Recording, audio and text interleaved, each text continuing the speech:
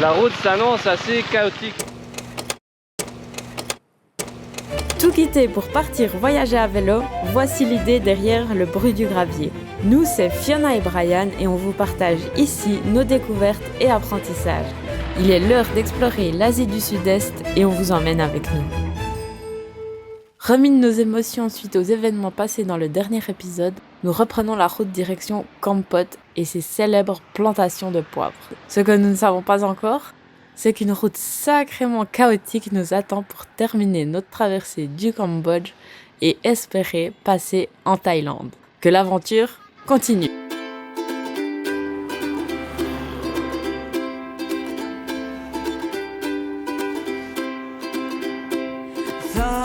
You'd be the one for me. Won't you tell me how you feel? I shared my dream with you until the morning. Everybody else have done it right. Coming out to see me try. As I turn away and cry, you run up to me and take my hand. I wish you were the one who made me whole, and I won't be turned. You and I should be the ones to learn. All I want to say, ain't no good to look the other way.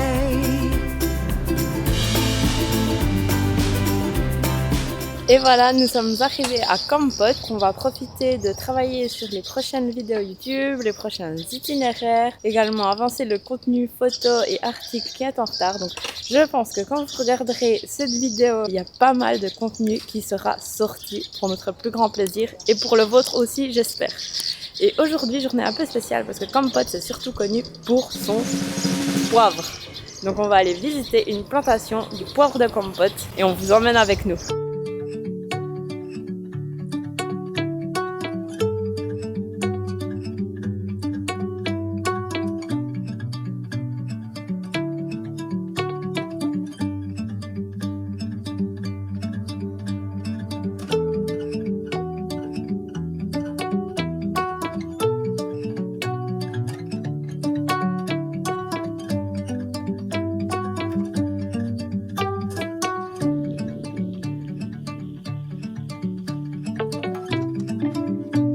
Le poivre de Kampot est reconnu mondialement pour sa qualité supérieure.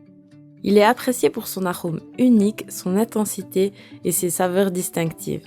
La région bénéficie d'un climat tropical chaud et humide, ainsi que de sols riches en minéraux, ce qui crée des conditions parfaites pour la culture du poivre. Nous visitons la plantation, une production de poivre créée par un couple franco-belge en 2013. La plantation est un projet familial, social et durable qui contribue à l'amélioration des conditions de vie des locaux et de leurs familles. Les visites y sont gratuites et super bien menées. Vous pouvez voir, on est sur le stade de maturation du poivre qui est le poivre vert. Cela dit, les grappes que vous pouvez voir ici, c'est pas celles qui vont donner du vert, c'est celles qui vont donner du rouge parce que la récolte du vert on l'a déjà faite. Donc là, c'est celle qu'on laisse en fait pour donner du rouge plus tard si vous voulez. Pourquoi il est utilisé le poivre blanc en restauration? À la fin, on a même le plaisir de goûter aux différentes sortes de poivre.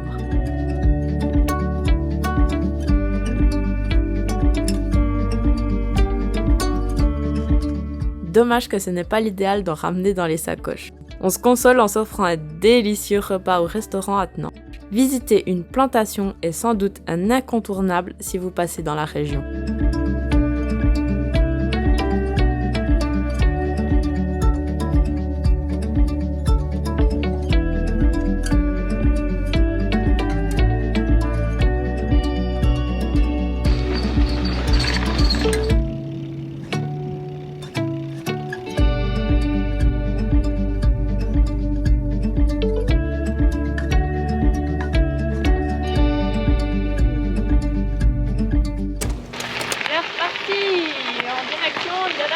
Thaïlande. C'est nos dernières journées au Cambodge. quoi, 4 jours encore? Encore 4 jours. La route s'annonce assez chaotique. À voir là, le bitume devrait disparaître. En principe, il n'y a pas grand monde qui nous a dit que c'était une belle route. Donc, Il n'y a personne qui nous a dit que c'était. ouais, en fait, il n'y a vraiment personne. Ben, on verra, hein, ça sera la découverte. Du pire, il n'y a pas trop de grandes distances. Là, pour le moment, aujourd'hui, on a 50 km à faire. Il est 11 h. On va profiter de ces derniers jours d'aventure au Cambodge.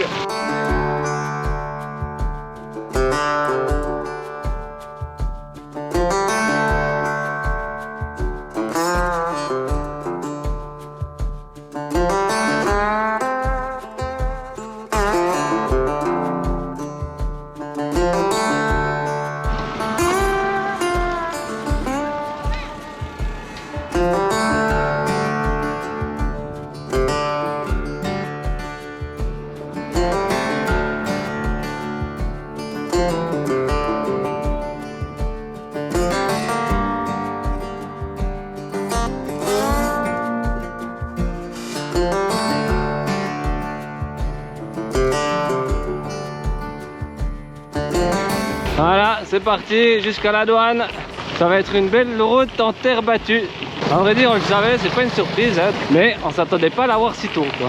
Et là, ben, ça va réduire considérablement notre avancée. C'est parti pour une aventure de quelques centaines de kilomètres jusqu'en Thaïlande.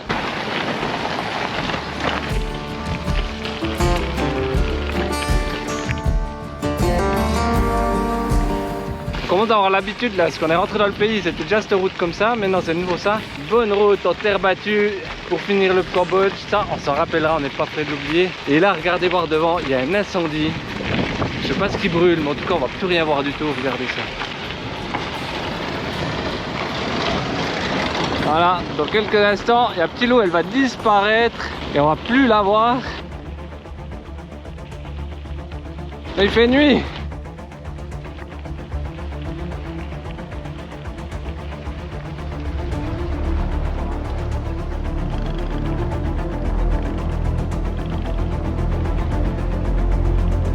Ah, pas très agréable pour respirer, hein.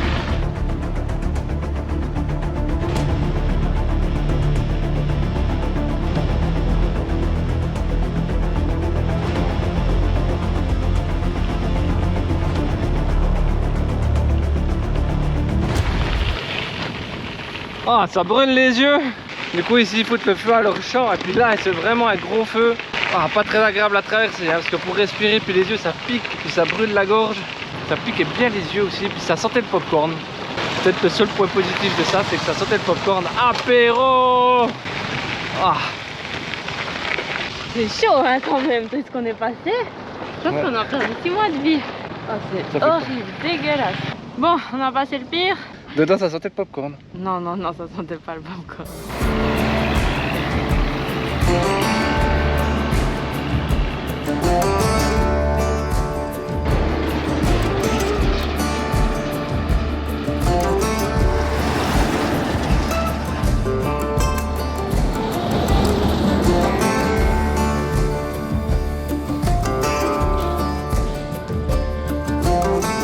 Qu'est-ce qu'il y a de pire qu'une route en mauvais état? Des camions qui vous frôlent sans trop de considération. Pas le choix, il faut avancer. Alors on serre les dents et on continue de pédaler.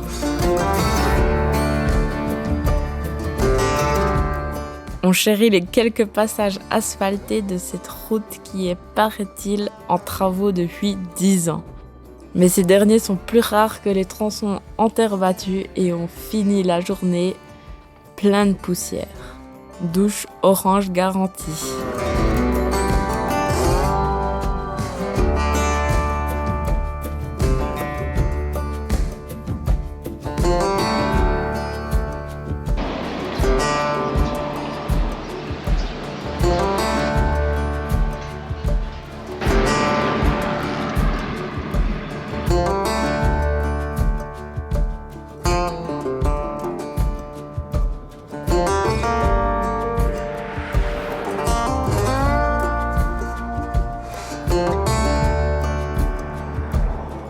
Alors sûrement la partie la plus difficile du Cambodge, on est en nage, la route elle est dégueulasse, il fait une chaleur de taré, Et là il y a un vent, comme on a apprécié ce genre de moment, c'est qu'il y a un petit vent frais qui arrive, quand il fait méga chaud, ça fait juste du bien parce que là, franchement, c'est la grosse galère.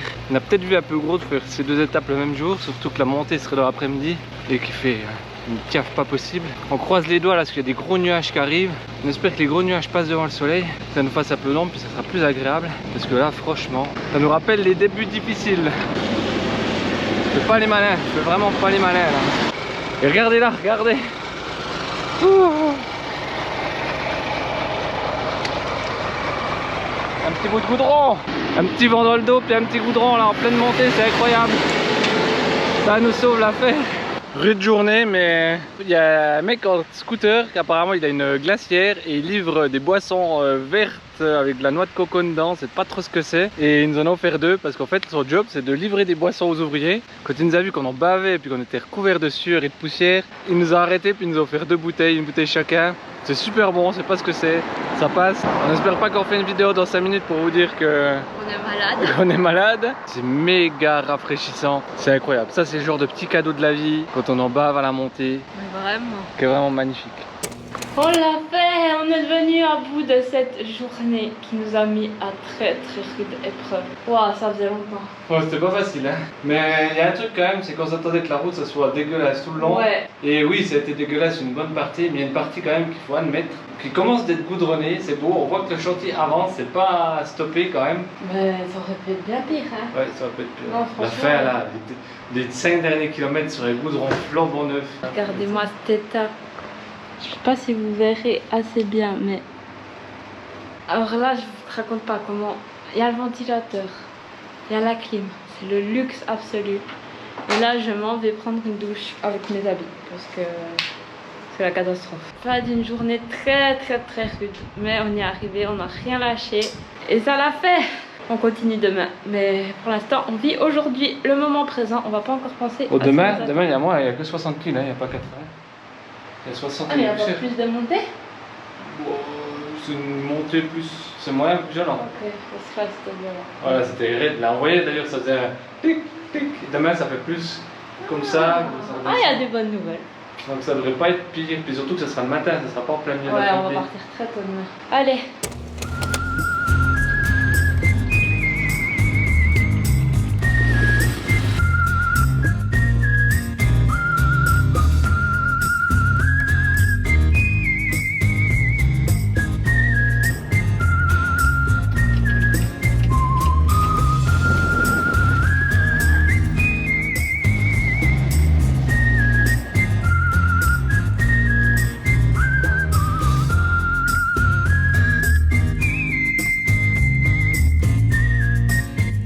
Yes, on redescend.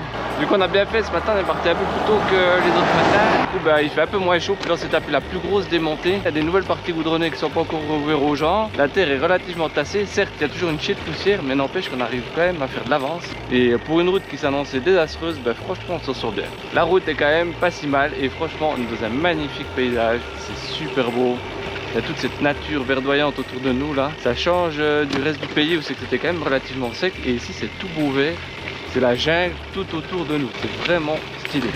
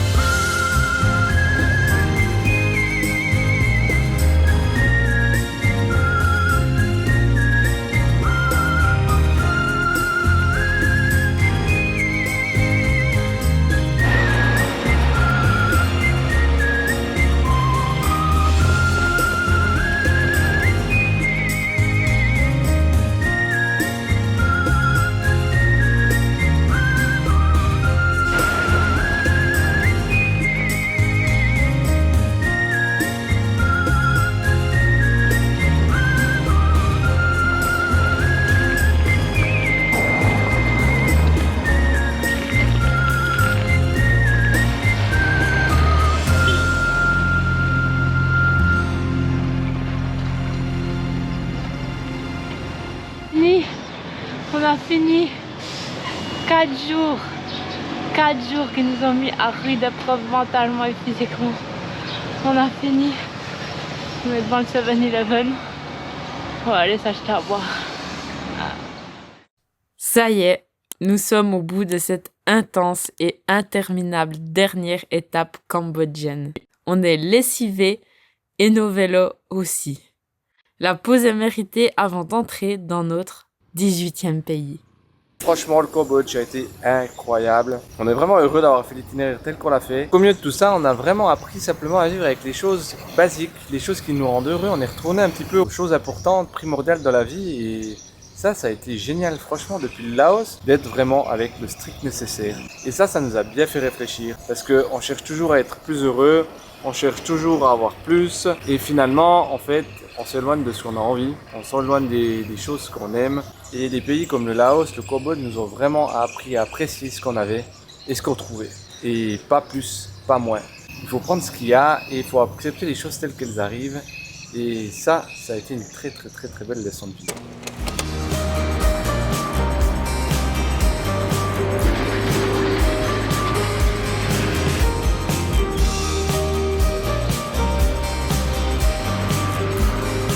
Voilà, on arrive en Thaïlande, on va passer la douane, c'est terminé. Donc on se retrouve en Thaïlande juste après. C'est bon? On est en Thaïlande. On est en Thaïlande, on y est. 18e pays. 18e. Le voyage devient majeur. 11 mois de voyage. Bientôt. Ah, pas encore là, là je m'emporte, je m'emporte. Pas trop vite, ça va aller déjà bien assez. Presque 12 000 km et là c'est parti, 2 mois en Thaïlande. Il va se passer des choses ici. On va retrouver des personnes qui nous tiennent cher à cœur. Non, qui nous tiennent à cœur, qui nous sont chers. Je suis le champion du mixage d'expressions. Bon, déjà, grosse différence. On roule À gauche. et ça, on avait presque oublié. Hein. Donc là, direction Trat et ce soir, pas de taille. On a hâte, on a hâte.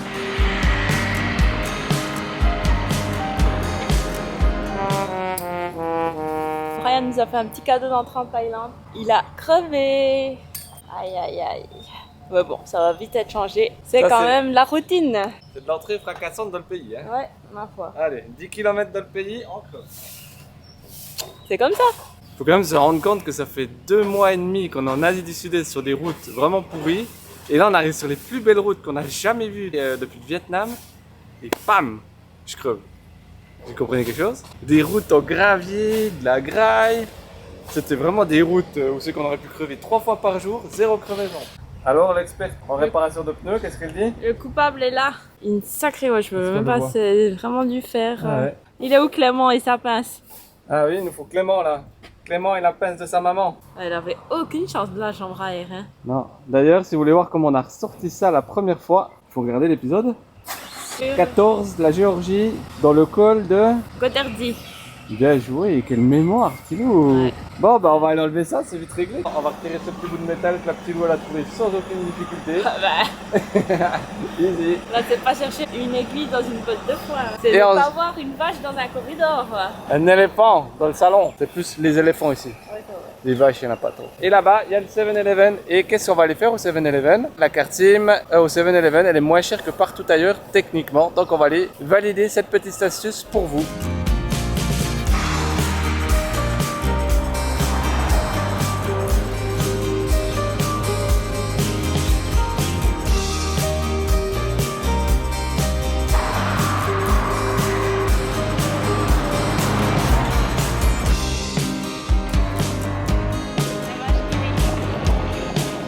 Deuxième jour en Thaïlande. Yes.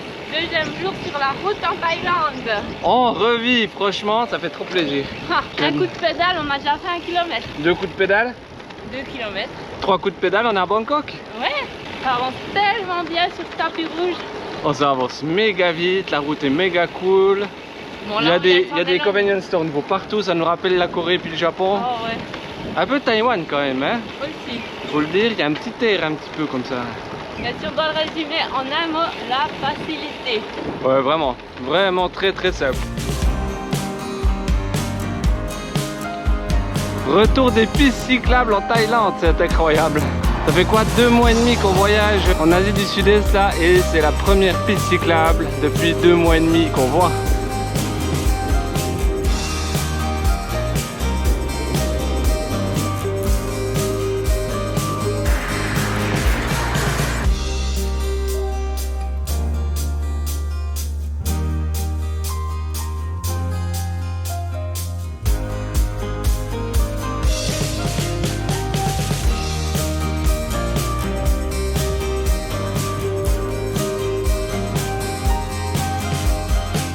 deuxième hôtel de Thaïlande. Regardez voir, on s'est dit qu'est-ce qu'on a réservé pour un endroit. Parce que franchement, de l'extérieur, ça paye vraiment pas de mine. Et finalement, regardez l'intérieur, qu'est-ce qui se cache. Une piana. Exactement. Déjà, premièrement, on commence, on a un petit local pour ranger les vélos. Donc vous voyez là, hop, ici c'est pour mettre les vélos. Et là, regardez ça, je vous amène dans notre chambre. Touloum, toum, toum, toum. Et là, contre toute surprise, on se retrouve en face de la mer. Et ça, c'est incroyable. Il n'y a pas un touriste ici. Qu'est-ce que j'ai là? Regardez là-bas. Là, il faut aussi la montrer, hein, parce que souvent dans les images, on montre Brian qui est tout le temps couché. Mais on va aussi vous montrer quand même une fiona qui s'asseye. Qui a pédalé 80 km. Ouais, j'ai de la peine à la suivre aujourd'hui. Petit mot à ajouter à la caméra? On est pas bien là?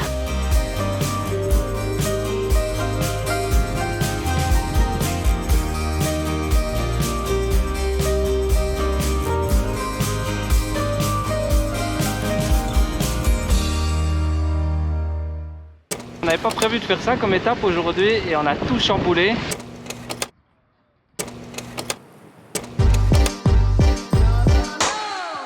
L'aventure continue sur les routes et sur Instagram. Pour soutenir notre travail, n'hésitez pas à liker, vous abonner, commenter et partager notre vidéo et notre contenu. Merci d'avoir regardé cet épisode jusqu'au bout. On se retrouve très vite sur les routes du monde à vélo.